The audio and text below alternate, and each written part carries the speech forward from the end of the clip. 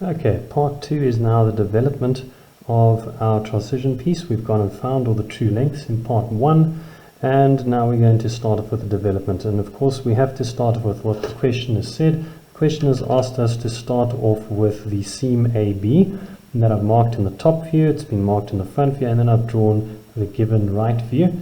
Okay, so they've asked us to cut the shape along AB, make that the seam. And of course that point over there, if I go and transfer my numbering across here, okay, that would be DA. Make it a bit easier if we have the numbering there. This will be CB. Okay, and then that would be 0.4,1 at the top here. And then 5,6 over here. And then 3,2 over there.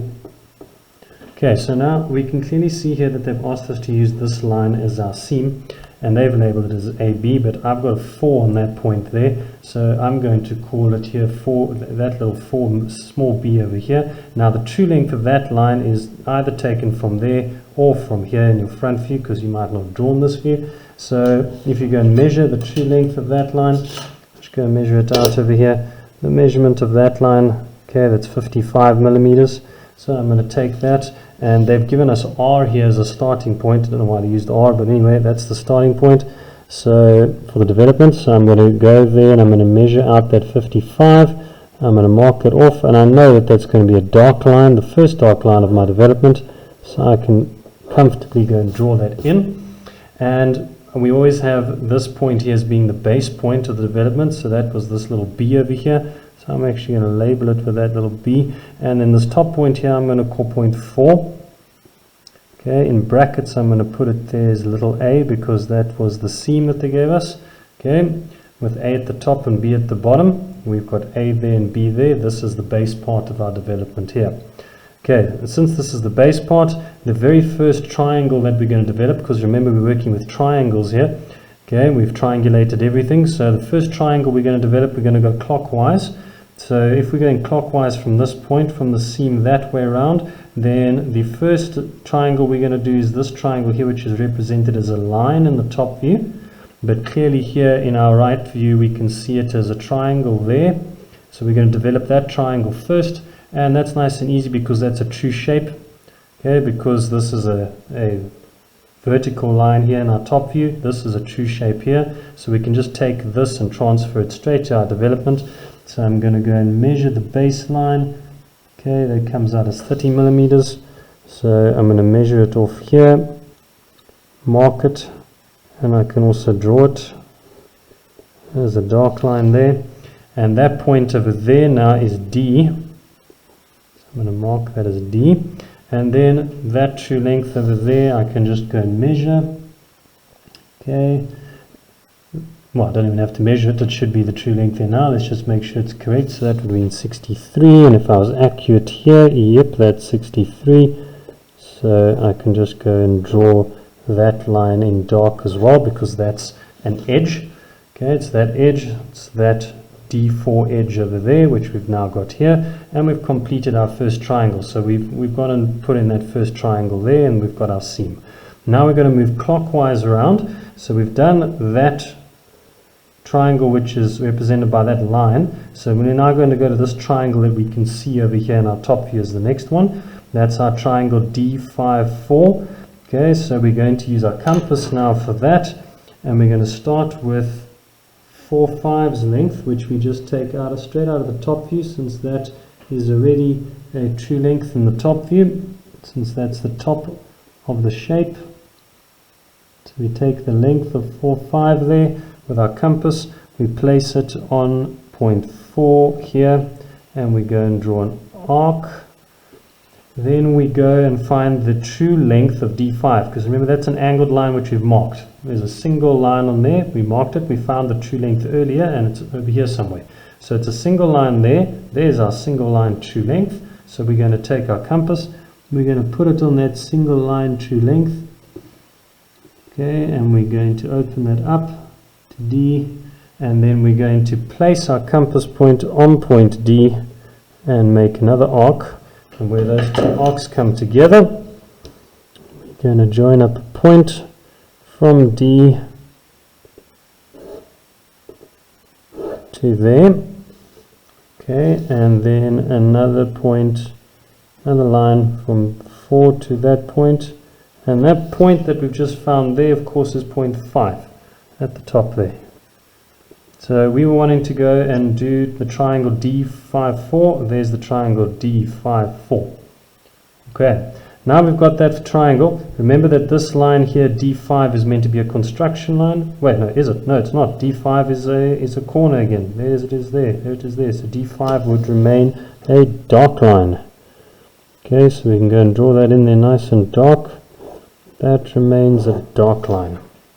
Okay, now for our next triangle. We've done this triangle, so we're now going to move on to this one here. Okay, I'll just color that in lightly there. That triangle's done, so now we move on to the triangle D56.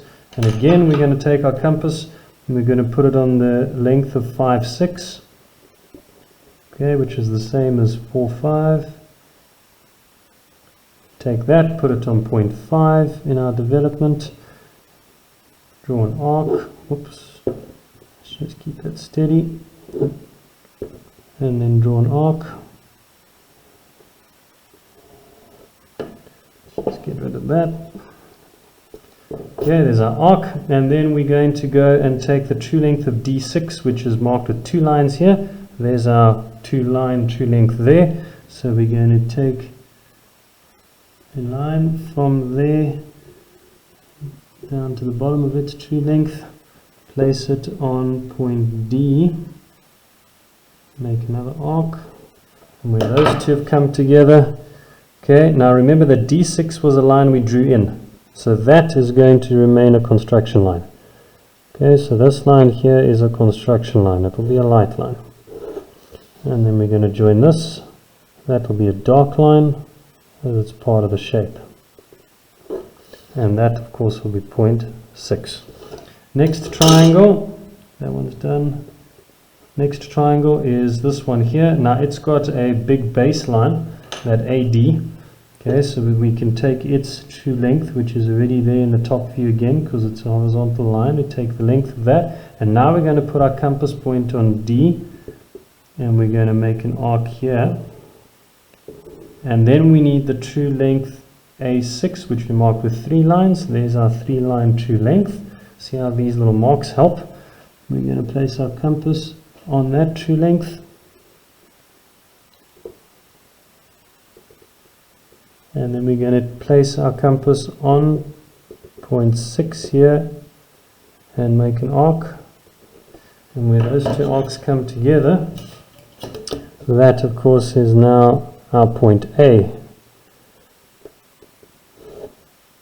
and that we know is a baseline, so it's a dark line, and then A6 is a edge, so that's also a dark line, and that will be A. Okay, so we've got that one done. Now for the next one, A16. Okay, so for that one we need the line 6 to 1 or 1 to 6. Again, it's a true length in the top view. So we take from that point there, we're going to take a true length to point 1, take that length, place it on point 6, make an arc. Make sure that you keep track, of course, of which points and which arcs are at the top and which are at the bottom. Okay, and then we want the true length of A1, which we marked with a circle. There's our one that we marked with a circle. So we're going to take the true length of A1, our compass on the true length of A1, and we're going to place that on A. You'll notice that whenever I've placed my compass for the development, I've always placed the sharp end of my compass on one of the points that are already there of my true length. So I couldn't go and put my compass on point 6 here because I was working with the true length of A1. And there's no 1 here, so I have to put my compass on point A for the arc. Okay, so that of course will make my 1 up top here. So that is going to be A1. Okay, and then of course this will be 6, 1.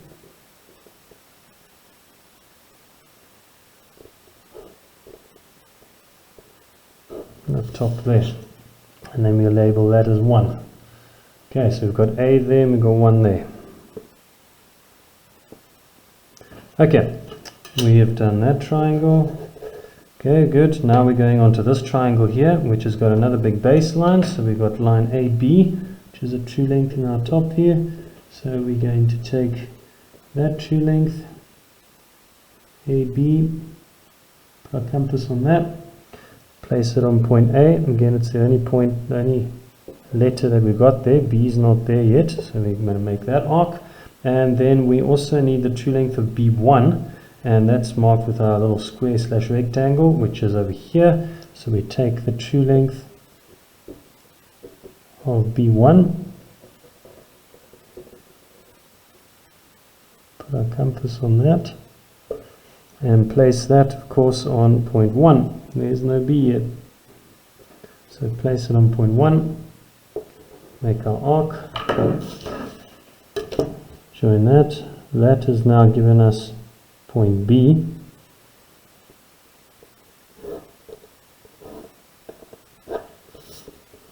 And then this will also be a dark line up to 1.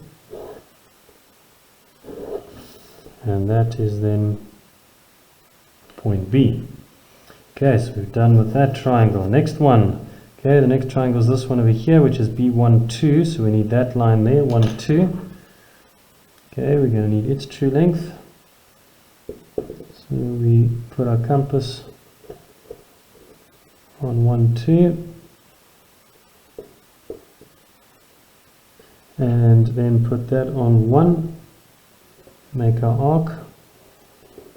Okay, now we need B2's true length. Now remember, B2 over here is an angled line, but it's an angled line which is also on a surface which is currently sitting 90 degrees to our horizontal plane. So its true length we can see in our front view. So we're looking for B2's true length. So we just got to look for the labels here. Okay, there's B, there's 2. So we're going to take B2's true length, which we didn't have to construct. We can take it straight from this front view. There's B2's true length. Place it on B. Make our arc. Oh, my other arc wasn't long enough. So let's just extend that. Okay, and that of course is now going to be point 2.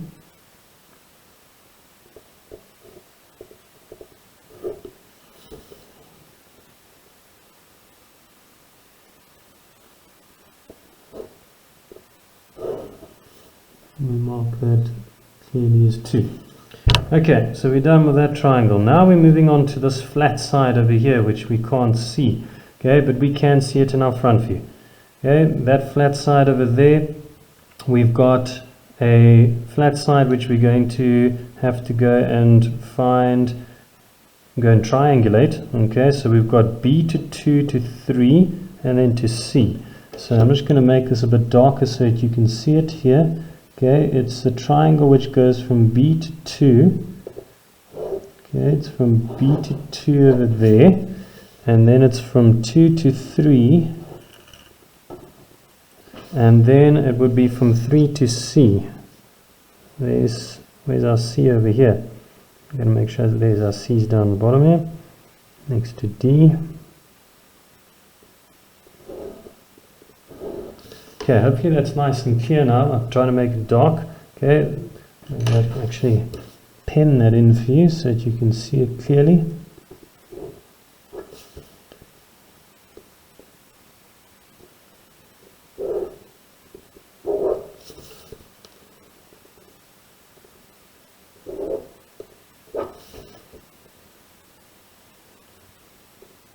Okay, so that surface there, okay, that surface there is sitting straight up on the side here in our front view. It's sitting straight up on that line BC.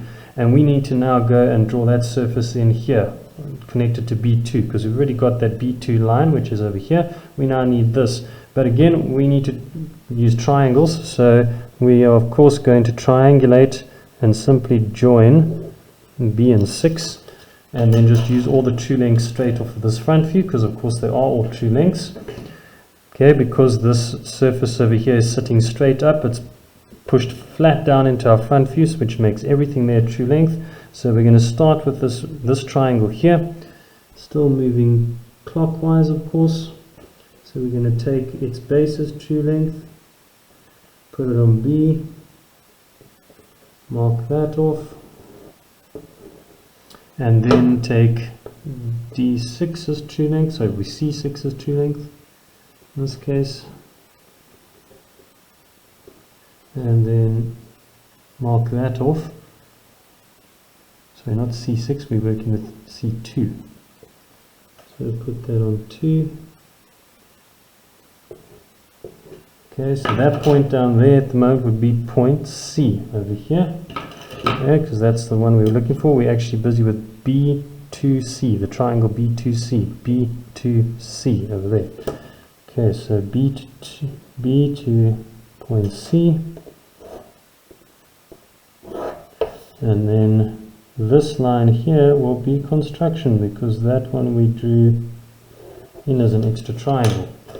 And then this point here, of course, will be C, and then we need the top part of it. Okay, so we're going to need the length of 2, 3, which we can take from the front or the top, doesn't really matter. Since we're working in the front and taking all of our true lengths there, I'm going to take the true length of 2, 3, put it on 2, make an arc, and then take the true length, of course, of 3C, and then put that on C, make an arc, and that of course then gives us C3, which will be a dark line, and then 3 to 2, and then that is 3. Okay, we're getting there. We've got one more triangle to go, because we've done everything up until this face here. Okay, so one triangle with 2 triangles to go. We've still got this little triangle here, and then the last one on that side over there to connect us back up to the seam. So this little triangle here, okay, is the next one, that little funny one on the corner there. Okay, and for that we've already got C3. We need the length of 3, 4, which we can take straight out of our top view. Length of 3, 4. Take that. Put it on 3, make an arc, because we're going into our question a little bit, but anyway, we're going to keep going. Okay, make our arc for 3, 4, and then we need the true length now. We've done C3, we've done 3, 4, we now need the true length of this line here with our tick C4, and there's our tick there. So we're going to go from 4, open that up to the other end of our line, which has our tick on it. Place that on point C, make an arc. Our 2 arcs come together. That of course is now going to be back to 4 again, which is where we started. Mark that as 4, and then of course from C to 4. And then the last thing we need is this little other part, that little, you can see it here in our right view, that little triangle there is the one we go left. We've just done this part here, that triangle. We now got this little triangle, which we can't see over here. It's that single line from C to 4 represents that last triangle, which we've got to go and do, and we can take its true length straight from there in the right view. Okay, but you also found them here, so you could take it from what you found here. I'm going to use the right view since I've got it. Okay, so I need the length, or that little base length over there from point C to the end of the seam, and I'm going to put that on C, make an arc, and then the last thing I need is the length of the actual seam. So I'm going to go back to the seam that I started with, take its length, put that on point 4, make an arc, and then join that up. And if we're accurate, it should make a perfect 90-degree angle there.